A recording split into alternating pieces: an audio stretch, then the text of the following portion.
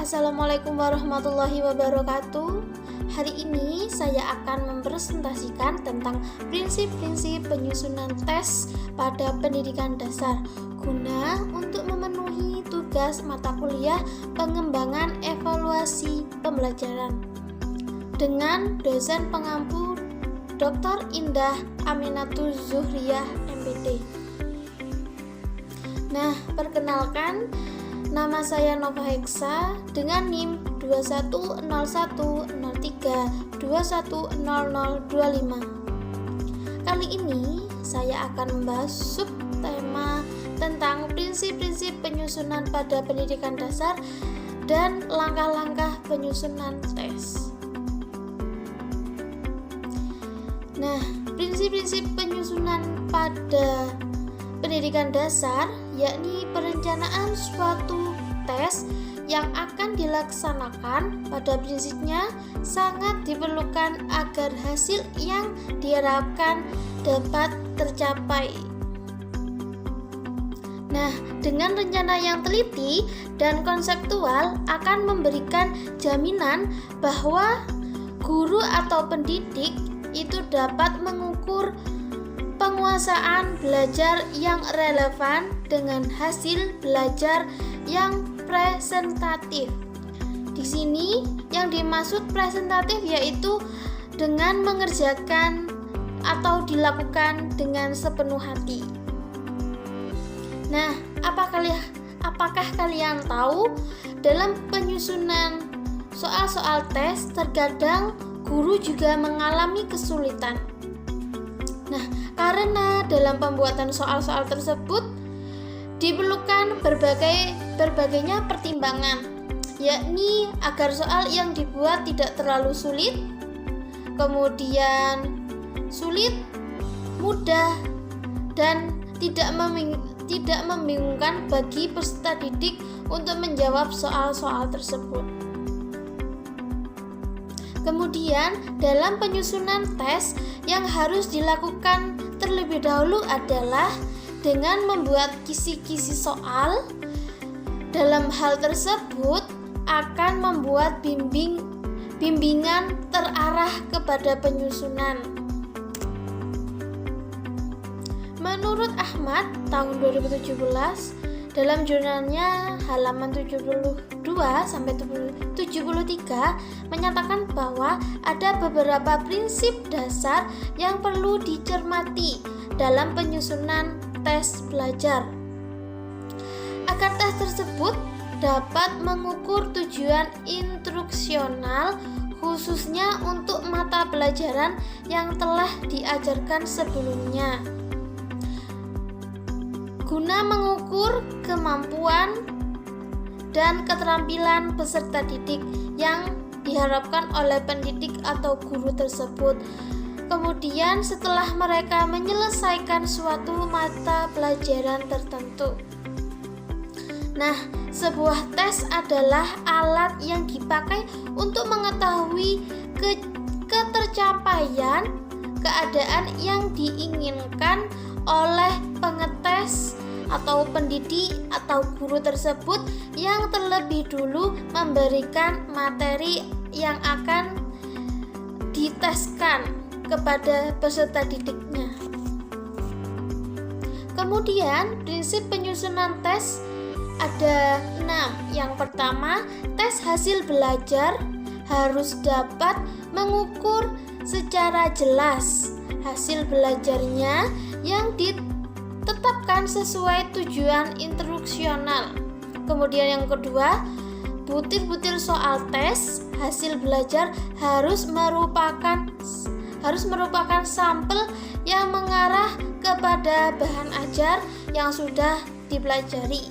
Kemudian yang ketiga, bentuk soal yang telah dibuat harus bervariasi, yakni soalnya berbentuk pilihan ganda, bisa berbentuk pilihan ganda, kemudian soal isai, kemudian soal benar salah, atau dengan soal menjodohkan dan atau yang lain. Kemudian yang selanjutnya yakni nomor 4, tes belajar harus didesain sesuai dengan kegunaannya, yakni guna untuk memperoleh hasil yang diinginkan oleh guru atau pendidik tersebut. Kemudian poin yang kelima, yakni tes hasil belajar harus memiliki reliabilitas yang dapat diandalkan. Artinya, setelah tes hasil belajar telah dilaksanakan oleh peserta didik berkali-kali terhadap materi yang sama, siswa dapat memahaminya. Jadi guru bisa mengukur dari setelah mereka mengerjakan soal tersebut. Kemudian poin yang keenam, yakni tes hasil belajar di samping harus dapat dijadikan alat mengukur keberhasilan peserta didik dan juga sebagai mencari informasi tentang hasil belajarnya mereka ataupun cara-cara mengajar guru tersebut. Yang selanjutnya, yakni langkah penyusunan tes. Dalam penyusunan tes harus mengikuti sebuah langkah-langkah penyusunan tes agar terstruktur. Nah, di sini ada 10 poin. Yang pertama yakni menentukan tujuan, yang kedua menentukan tingkah laku, dan yang ketiga menyiapkan spesifikasi tes, dan yang keempat menyusun proposal awal butir tes. Nomor 5, mengadakan penelaahan kembali pada butir soal, dan nomor 6, menguji coba butir soal. Yang ketujuh, melaksanakan uji lapangan, dan yang ke-8, menentukan ciri-ciri statistik skor pada butir soal, dan yang ke-9, merencanakan dan melaksanakan reliabilitas dan validitas untuk bentuk akhir tes. Yang terakhir nomor 10, mengembangkan panduan pengadministrasian, penskoran, dan penafsiran skor tes. Nah, dalam menyusun perangkat tes perlu mempertimbangkan dua hal yang utama, yakni penyuntingan tes dan pelaksanaan tes. Di sini penyuntingan tes ada 9 poin. Yang pertama, tes bentuk objektif tidak dilaksanakan dengan lisan. Yang kedua, butir tes disusun berdasarkan pokok bahasan awal hingga akhir. Dan yang ketiga, tingkat kesukaran disusun mulai dari yang termudah kemudian sampai ke yang tersulit. Yang nomor 4, butir tes yang sama dijadikan dalam satu kelompok. Yang kelima, jadikan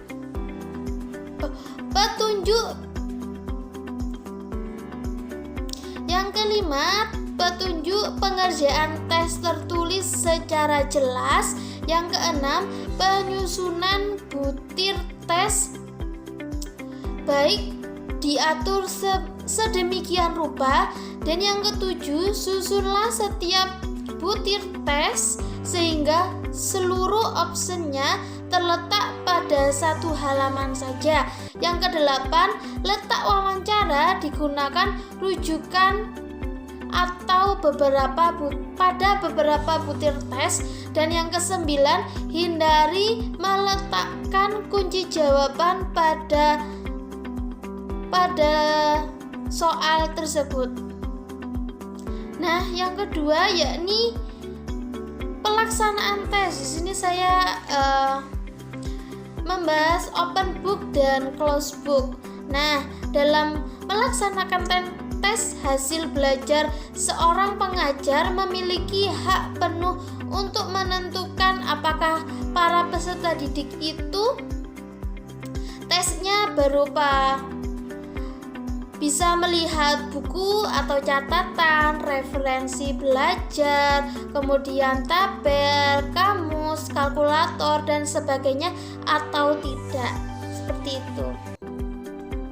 Nah, jadi dalam penyusunan butir tes haruslah mempertimbangkan beberapa hal yang memungkinkan peserta didik dapat mengarah kemampuan terbaiknya dalam mengerjakan tes tersebut, sehingga dapat menjadi suatu perangkat tes.